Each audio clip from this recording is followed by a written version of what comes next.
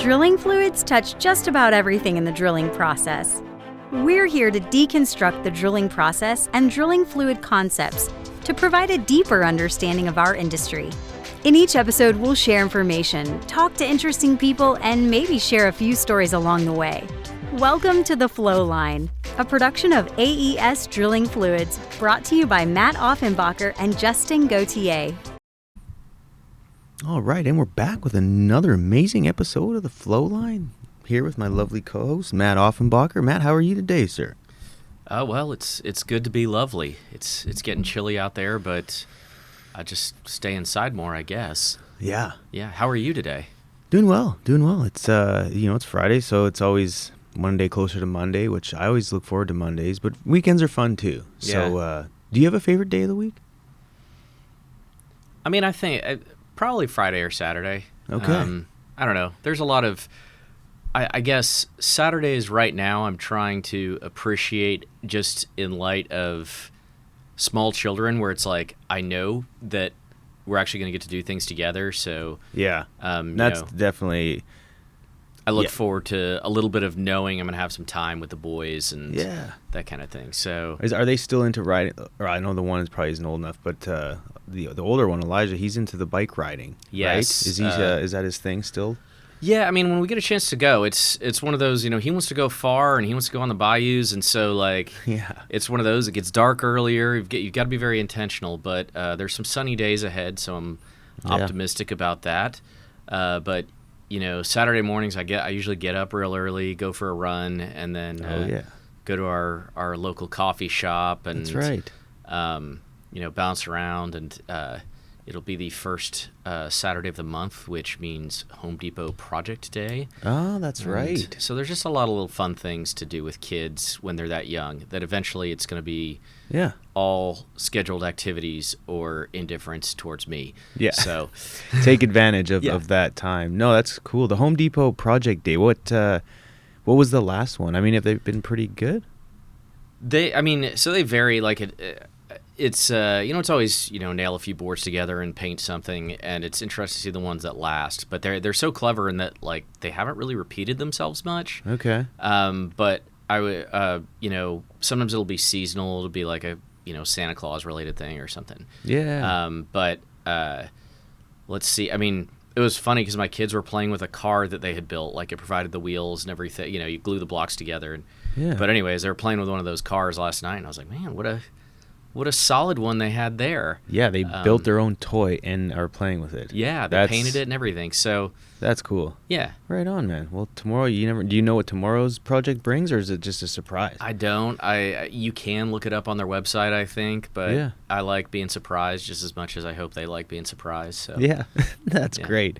Well, so onto the mud topic of things. And speaking of kids, I have a set of principles that we repeat regularly at home, and one of them is if you're not in control, you're out of control. Ooh. And it seems obvious. It's like, if it's not left, it's right. But, when you explain it to a kid and they tend to get it, and we oftentimes, speaking about being in control, whether it's your emotions, whether it's, in sports a lot of times too, is it's like kids will go out there frantically giving it 110%, but if you're out of control, you're not going to make the play. And so how that ties into drilling fluids, if you're not in control of your losses, you're likely out of control, which can cost a lot of money.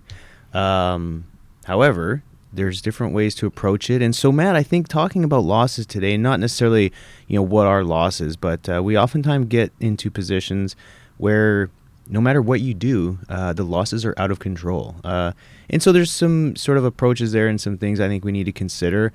A lot of decisions get made, with us, or just we get told, hey, this is what we're doing regardless of the losses. And so I think it'd be cool to talk through that. What do you think? I think it's a really interesting point, because on the technical front, we can only do what we can do downhole. Like, we can't guarantee outcomes under every circumstance. However, there comes this point where you say, okay, given what we know, what do we do? What is the best economic decision? Because it always comes down to how you spend your money. Yeah. And so it may be, look, given what we're up against, the cost of fixing it exceeds the value you're going to get in trying to address it. Right. And being able to understand when is like a great unknown. But there are at least factors to kick around, and so I thought when you suggested this topic, it was like, okay, that's actually a pretty cool one to kind of scratch your head about. Yeah. Okay. So I think to sort of get a little bit of a foundation for those who maybe don't deal with this on a regular basis, let's just go through the loss rate categories, which ultimately leads up to severe and just chaos. Yes. So I mean, and this is kind of one of those. It's a lot easier when your loss rates are lower to just say, hey, I'm gonna deal with this, right? Yeah. So typically when we talk about seepage losses, maybe 10 to 15 barrels an hour. I could just pump some sweeps and maybe reduce that a little bit. You may even, to some degree, reduce your circulating rate, something, and you just manage around it. And similarly, partial losses, and I mean everybody's got their own definition, right? I just pulled one out of an old manual I had, but they define partial losses between 15 and 100 barrels an hour, which 100 barrels an hour is a lot different than 15. So if you're in the low end of that range, it may be another one where you say, okay, I'm going to deal with this. Yeah. But as you push that 100 and exceed it, then we're talking about what we would call as a severe total, where I'm not seeing anything back and I have concerns. In as much as this is going to get really expensive, and how long do I put up with this before I say, gee, I'm pumping money away. And I think the problem is when you initiate them, like, we don't know what are the odds of success on a treatment. We might pump a squeeze, we might do something that works out. Right. But as things grow a little more dire, what do we do? And some of that depends on how were you expecting this, and kind of goes from there. Right. What let's talk a little bit. I mean, obviously we have the categories, but with losses in general, talk a little bit and refresh our memory on the risks associated with losses before we go into sort of the severe loss discussion. Yeah, I mean, in no particular order, think about hole cleaning. So I'm pumping fluid to carry cuttings to surface, but if I'm not getting any of it back, where are my cuttings going? Do I have, are we pumping this away into a zone where the cuttings are actually just going into the thief zone, and maybe they're not actually packing me off, but there's a real risk somewhere you could induce some sort of avalanching if you're not able to get a circulating rate. That's an interesting one, because there's a particular case that we were dealing with at one point, and there was comments on location to say, we don't necessarily need as much LCM. Let's just let the cuttings fill the void. Mm-hmm. But depending on where those losses are, that can actually be dangerous. Now it's going to happen regardless. You can't tell the cuttings don't go into the zone. But right. If the solution is let's just let the cuttings go into the zone, I think again it's something that yes. However, like, what are some risks around doing that, and let's make sure we avoid them if we can, type of thing, right? Yeah, well, I mean, it could be that you're conveying some cuttings above the loss zone just as much. Let's say you're at 50% returns. Right. Well, half of it's going away into the formation, half of it's coming up, and so you may still be conveying cuttings somewhere where you risk a pack off. Yeah. I mean, and yes, perhaps cuttings could be a lost circulation material, but normally, they're probably not the best given size distribution and other things. But that being said, yeah, so, and I guess the thing is, when I did drill geothermal, like, we drilled blind all the time. Mm-hmm. And you were relying on, you knew you were drilling through these big caverns and vugs. You expected it. And so your hole cleaning was, you wanted fluid getting around the BHA, but you did not necessarily worry about where it went because you knew there were these huge voids away from the wellbore that it was being carried, and you knew they were large enough to actually, like, carry it that way. So it was more so like, I need to be putting fluid down the pipe, but I'm okay that I'm not seeing any at the shakers. Right. So that's an example, and then the rest of these, or the next two of these are very much related: wellbore stability and well control. And it's basically, if I can't keep enough fluid in the hole, what is my hydrostatic column? And or if I'm losing at a high enough rate that I'm just trying to fill, once again, what is the equivalent pressure I'm putting on that formation? So if I need mud weight to keep the hole open, and I can't keep mud consistently in the wellbore, or it's just undulating, right? Like I'm topping up and topping up. What that can do is ultimately lead to an issue where you might have wellbore collapse. And obviously that's going to compromise your drilling. And think about it. I'm getting cavings. Cavings are much harder to circulate out of the well versus cuttings. I don't have the flow rate because I'm losing mud. Yeah. So these things snowball quickly. And, with any concern about hydrostatic pressure, you've got to talk about, we drill a lot of shale wells, which they're not very permeable. So a little harder to take kicks, not to say it doesn't happen. But you have to think about the idea from a well control perspective. Fluid is a barrier. If you don't have fluid, where are you in sort of your plans for well control? And so it's another thing you have to really think seriously about how you're going to address it to make sure you have a hydrostatic column. And, all the considerations for that. Yeah. And then the last one is, okay, like we lose a bunch of mud. Okay, we got to TD. We fight and get our casing down. We've, still got to fill with a lot of mud. And then we go to do a cement job. Cement is heavy. It conveys a rather large ECD. Yeah. And if it goes into that thief zone, do I get cement where I need it to be? In some situations, you only need a shoe, and maybe it's fine that you don't have cement returns all the way back to surface. Right. There are other scenarios where that's unacceptable, and you would have to go in and remediate. And even then, you might say, look, I'll deal with remediation. If I can get casing down, I'll take having to remediate. Yeah. Sometimes but that, once again, those are the options you have to start weighing, right? Mm-hmm. And even, when we'll talk more about the decision making here in a minute, which we're sort of trying to set the stage for, but is it okay? Well, I'm willing to do that if I can do this. And I think this is where you say, when do I make the decision and say this well is no longer economic, or if I can just get one step further in the process, more certainty is known, and I'm willing to spend the extra money. Right.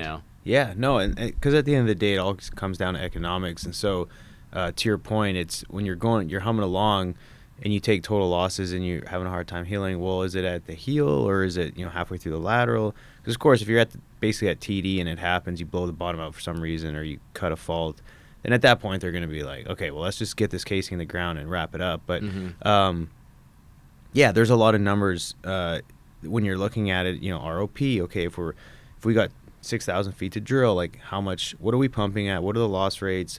You can kind of get a pretty good idea of what the well will cost towards the end if the losses continue. Yeah. If you know it on the top end. And so you can run some pretty quick roughneck math to figure out what your mud bill would likely be if you just kept humming along. But let's talk about the costs and sort of break down each sort of line item that we would want to think about as we approach these types of decisions. Yeah, I mean, the first one is you're losing whole mud. Yeah. So, per barrel, is it oil-based mud? Is it water-based mud? Is it just water? I mean, what are you drilling with, and how much does it cost? Because, like you said, you do that redneck math, and if you're using some synthetic 18-pound mud, and you got a long way to go, you're gonna run your numbers and say, "Gee, every minute we circulate, I'm pumping away X number of dollars." Yeah. And then, so we start to treat, and you're using lost circulation material. And these things can vary from, when we talk about seepage losses, we're using relatively cheap, materials. But when we get into squeezes and other things like that, those can be quite expensive. Yeah. And, not only that, but some of these require rig time to mix. So you got to shut down, or you have to come back in with an open-ended BHA, or you have to, there may be special protocols, a hesitation squeeze. There's a whole procedure you've got to go about. Yeah. Do you want to do that? Mm-hmm. And then, we are losing a lot of whole mud. Do I need the mud plant to make more? And then I've got to pay to truck it. So now you're adding increased transportation costs. Or do I need more pallets of lost circulation materials? So now I'm ordering stuff out. And then, even on top of that, what other issues could I cause? I get real aggressive with my LCM, and now I plug the MWD. Yeah. So now I got to come out of the hole. Or other kinds of issues associated with maybe being overly aggressive. And so you can see that there's a number of ways this can cost you beyond just maybe the whole mud, or maybe drilling a little more slowly or whatever. Yeah. And in light of that, you got to try and capture those and say, all right, like, at what point do I have to go, everybody's got a boss. When do I tell my boss, like, hey, do you really want to go to TD on this thing, given how bad things are? Or do we, we've done all the treatments, we followed the LCM tree, nothing's working. This is an outlier relative to what our expectations were. What do we do? Yeah. No, and a lot of times you'll be, us on this side of the fence, you are running different scenarios. Do you switch mud systems?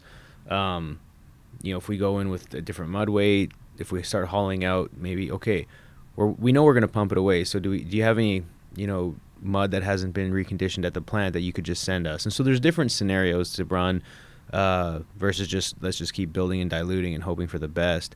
But one thing that's important and in the notes is when you're in an area, because of how much stuff is being drilled, we have a good idea of what we might run into. And so part of that too is from offset experience, in the pre-planning stages, is this something that could likely happen? On a well that we recently had challenges with, we had drilled in that area and it hadn't happened. But so at the end of the day is a lot of times there may just be a fault in this small section that Mother Nature threw in there and you weren't planning for it. And then next thing you know, you're having to deal with this and make decisions on the fly. But Matt, when it comes to the sort of the economics behind it, is there anything to add to that regarding, like, from our standpoint? I mean, obviously a lot of that comes down to the operator, but I think the challenge is some of it is just expectations. Like, I think we don't want to overlook human nature in all of this, right? Yeah. So part of it is, if you have this experience, it's kind of like when we've talked about ballooning. Like, if you're in an area where ballooning happens all the time, everybody's like, okay, it's balloon. Like, they diagnose it quickly, it's no big deal. But if it happens in an area where it isn't, you got to treat it like a well control event. Yeah. And until you know otherwise. But with experience and area specific knowledge, you could say, okay, within my realm of expectations, this is completely normal. And the same thing where it's like, look, we drill a lot of good wells out here, but we've had some that have bit us pretty bad. And then at least before you're in the middle of it, you can say, here are some signs this isn't going to get better, or here's kind of an inflection point where we pull the plug or don't. Yeah. Normally you don't talk about those kinds of failures. It's kind of a wasted exercise in an area where it's unlikely to happen, right? Sure. And so to some degree, I think that, and then there's just, you've probably heard the term like the sunk costs fallacy or what have you. Mm-hmm. I'm listening to an interesting audiobook, and I don't know how I got roped into I should never listen to biographies on audiobooks, because I think people are trying to make it like a book of record, which means they're insanely long. I started listening to this book called the Power Broker. Okay. About Robert Moses, he was like the parks commissioner in New York, but ultimately had ended up consolidating all this power. And part of his game was, he would be given a certain budget to build a park or whatever. Mm-hmm. And then he would spend it all on like one thing and then go back and be like, need more money. And they'd be like, well, no, you spent your whole budget on like part of this. And he's like, do you want to go tell the taxpayers that you wasted all this money by like not finishing this? And it was sort of how he built up a lot of power, was how foolish would you look if it turns out we spent all this money to do on nothing. This and we have nothing to show for it. And then they'd be like, well, shoot, you're right. We got to. And I think like big infrastructure projects run into this all the time, where it's like, well, we've already gone this far. Yeah, we like commit. Yeah. Look, we started digging this tunnel. Like, you don't just leave a tunnel. And so, those kinds of boondoggles. But you look at even our sort of thought process with drilling a well. You say, look, I want to finish the project, or, gee, we are 5,000 feet from TD. like, let's just get it done. I don't, I'll make it up. We'll go cheap on the next well. Yeah. Right. And so, I think especially when you're walking into it and it doesn't normally happen, you're trying to find as many ways to make it work as possible. Yeah. And sometimes you run into we've already spent all this money.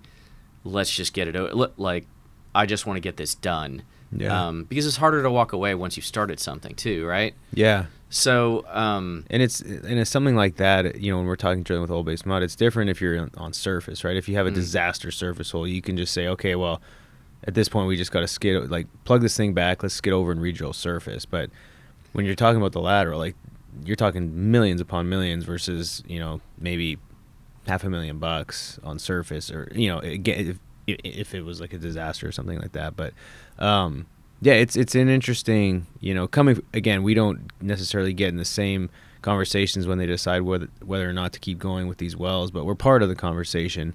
But, it would be interesting to hear from like a drilling engineer, what sort of their thought process is, or how they think through when the bottom's blown and it's just basically on vacuum, and you're drilling with something like oil-based mud, which typically you have it in the hole because you need it. So yeah, it is, and I think like it's almost, once again, we're not in their shoes, but it's almost like, can I have an outside party give me a thumbs up or a thumbs down? Like somebody who's like not emotionally into this, like a good, engineer who says, okay, you've given me you've given me where you're at. I'm going to give you a thumbs up or thumbs down, so you're not like burdened by, any of those sort of behavioral things. Yeah. I found it funny.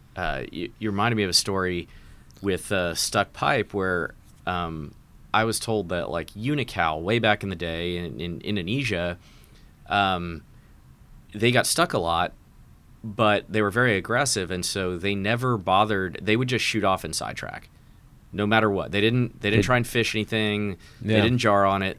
That was SOP.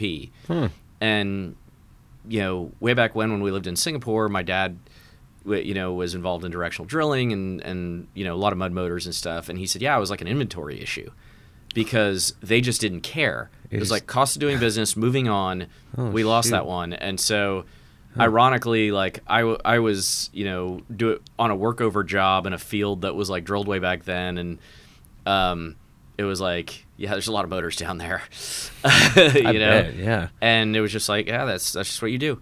Yeah. I mean, in the long run, if you would add up all the time they messed around with fishing and day rates and everything else, just leaving it and keep moving on. I mean, yeah. Well, and you're talking about like the the 80s or whatever too, right? Where fishing wasn't as much of a sure thing, and sure, so like, but they figured it out. They had a very clear protocol, and they said, "This is our hurdle. We're out." Yeah. And it's like, okay, that's interesting. In some ways, it like I guess takes away the burden of trying to weigh the matter. No, this is what we always do. There's no need for discussion. Yeah.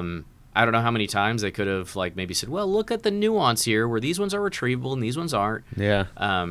But I think sometimes having some sort of hard and fast decision making set in a situation like this really helps you say, okay, like we're not messing around with this. We've had enough of these go poorly enough that this is when we know it's not worth it. Mm-hmm. And even if we think we could save it, we've seen the downside enough. Like this is the inflection point. Yeah. Well, again, in scenarios like that, sort of help, but sort of shape different behaviors, right? For future wells drilled in the areas. And you made a comment here is, does it impact future behavior? Should it? I mean, speak a little on your thought around that, because I think the behavior piece, I think is interesting, because when you go into wells and something happens that goes outside of the last 10 wells, sometimes people chalk it up as, oh, we know it was something that is an anomaly, but then oftentimes people will change the entire program based off that one well, and it's like, why are we changing what we know worked when